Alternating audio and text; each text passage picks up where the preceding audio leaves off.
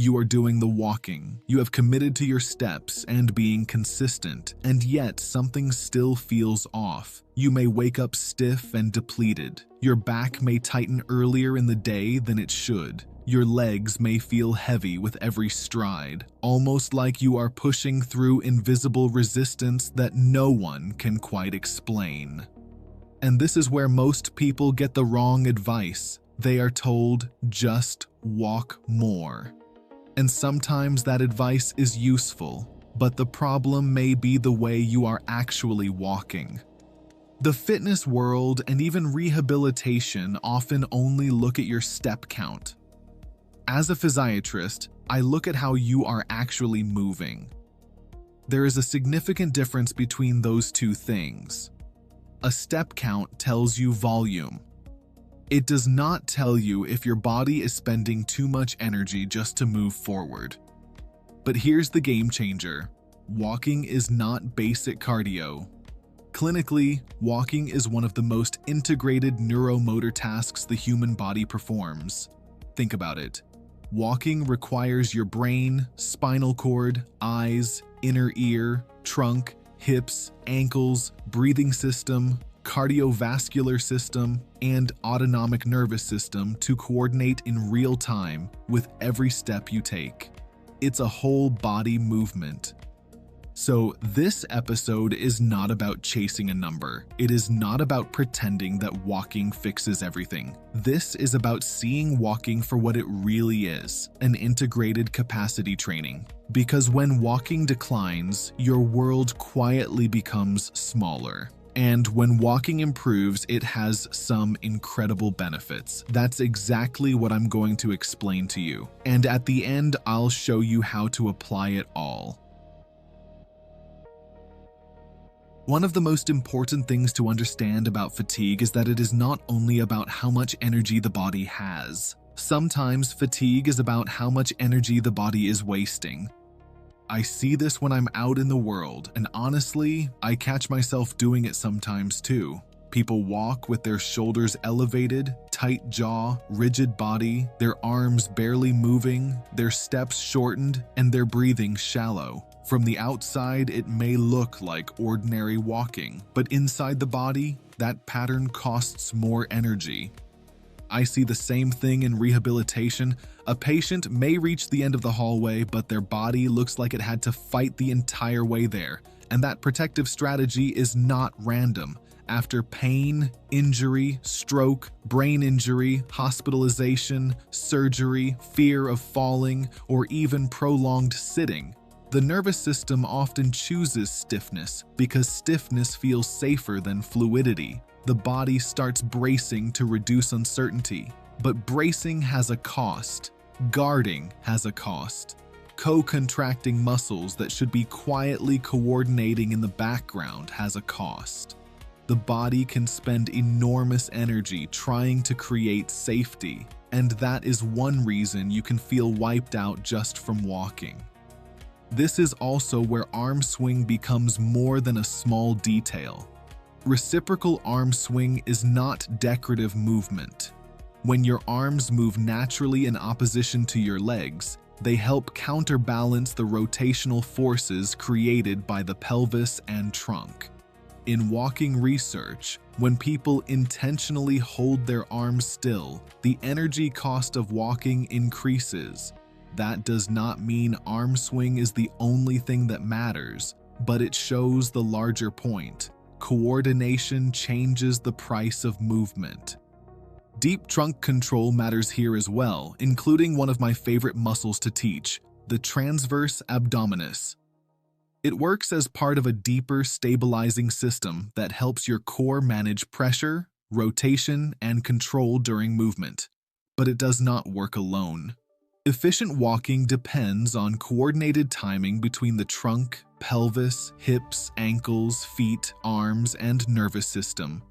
When that coordination breaks down, the body may still complete the walk, but it may complete it by leaking energy with every step.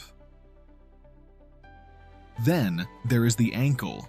Most people barely think about the ankle until they roll one on a trail, step off a curb the wrong way, or develop chronic ankle pain. But in walking, the ankle is not simply a hinge. It is one of the key energy transfer points.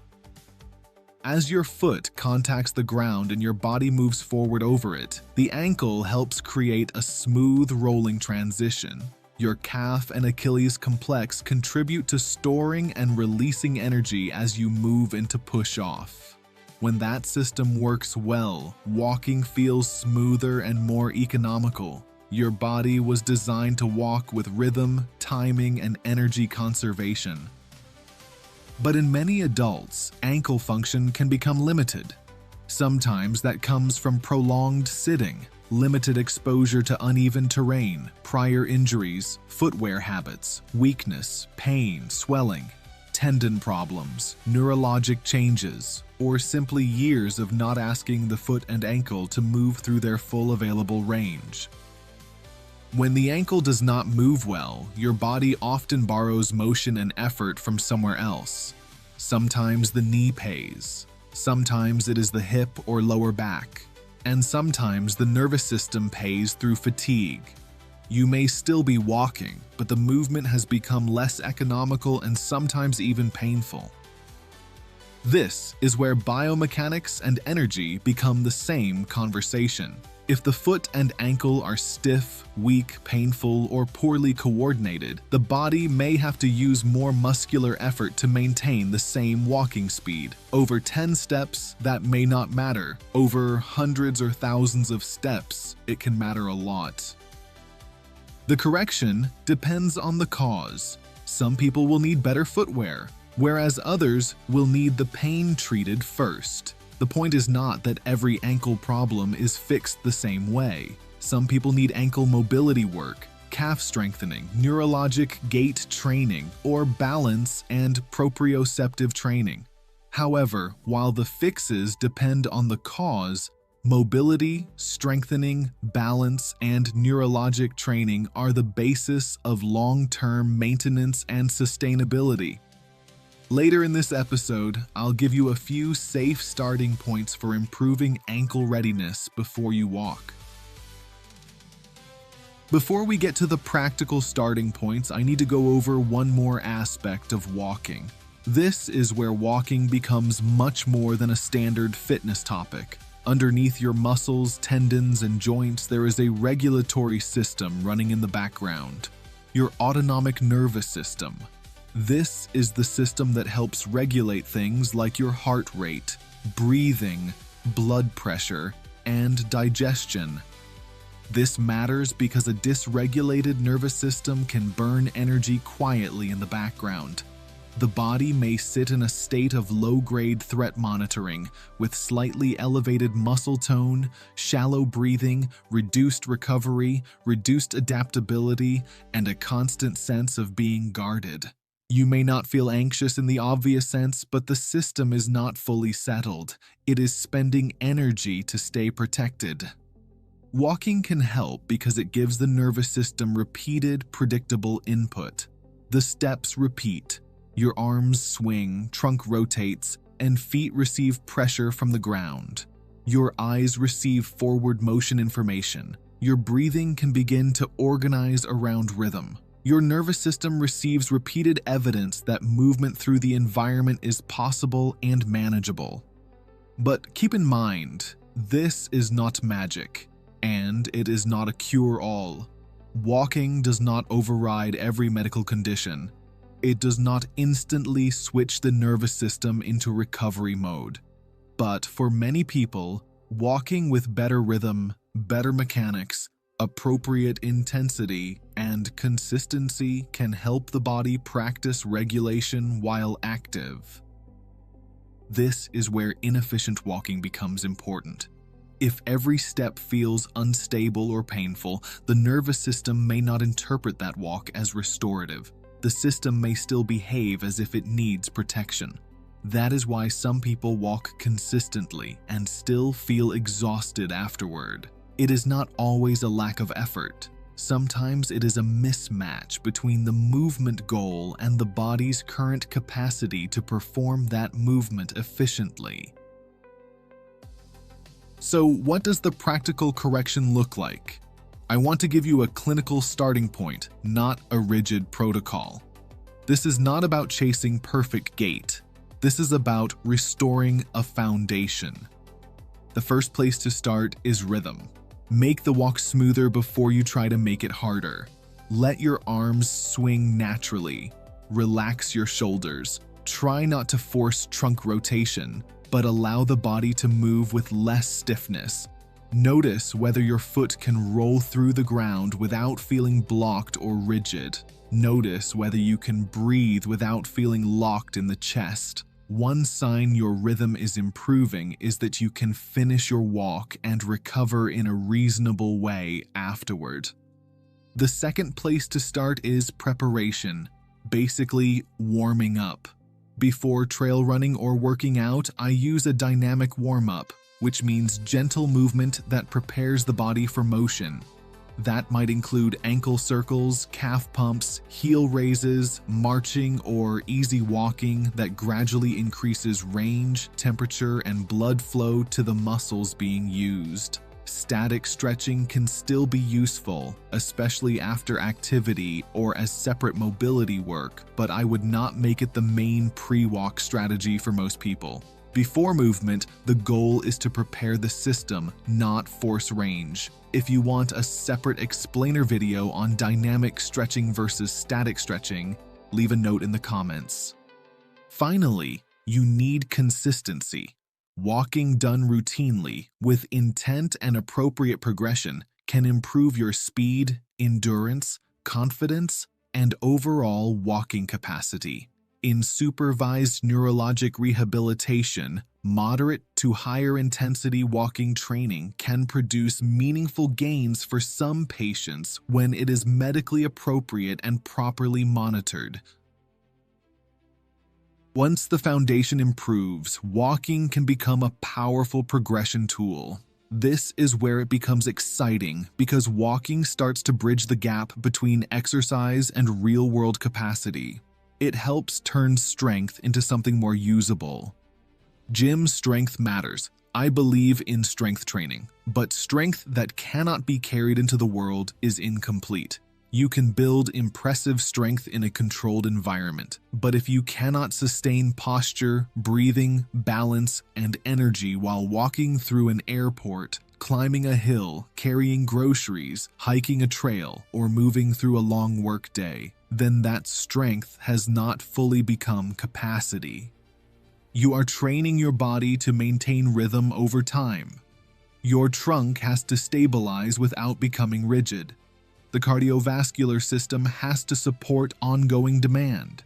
Your feet and ankles have to keep reading the ground, and the nervous system has to adapt to the environment instead of avoiding it. For some people, later on, loaded walking becomes a meaningful progression.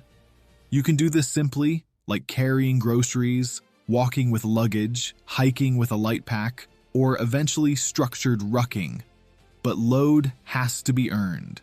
If walking without load is already inefficient, then adding weight usually magnifies the problem. So the progression is not complicated, but it has to be intelligent. First restore rhythm, then build duration, then gradually build pace.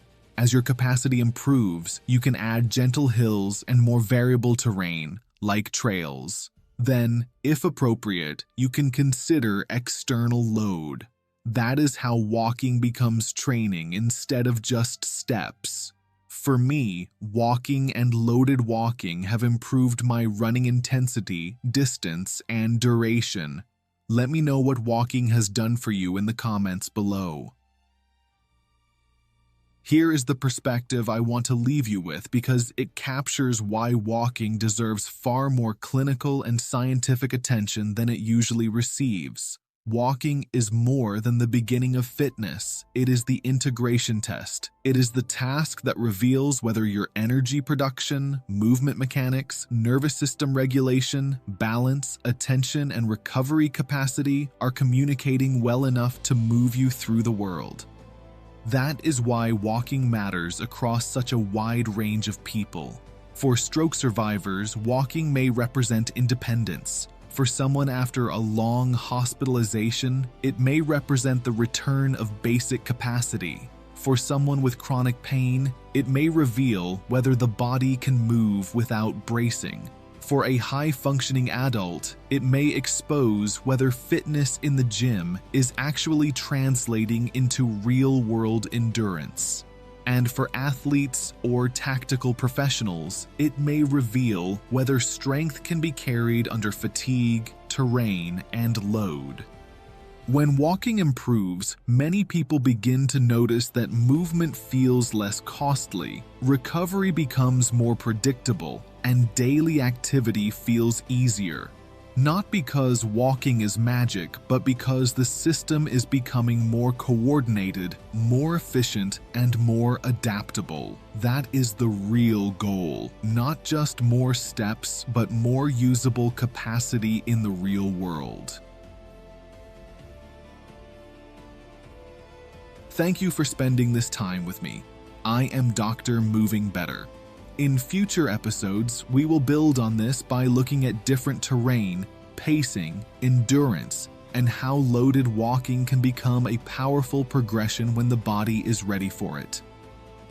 Remember this: energy is managed. If it is managed, it can be recalibrated.